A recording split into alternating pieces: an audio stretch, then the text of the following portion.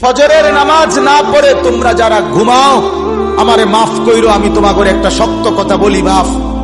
যাদের কপালে ফজরের নামাজের সেজদা নাই, তোমরা সব বাবারা ভাইরা রাস্তার কুত্তার লগে তোমারে মিলাইয়া দেখো, কুত্তার লগে তোমার কোনো পার্থক্য আছে কিনা। সোজা কথা, কুত্তার সাথে মিলাই দেখো, কুত্তার লগে, কুত্তার লগে।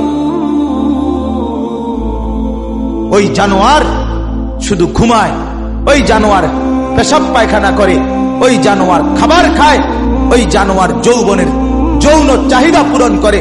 তুমি জানোয়ার একই রকম। ওই জানোয়ার সেজদা ছাড়া জাগলো, তুমি জানোয়ারও সেজদা ছাড়া জাগলা।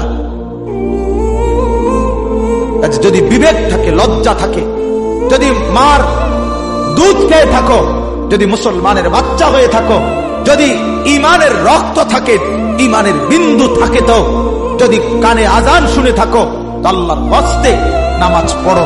বলো ইনশাআল্লাহ।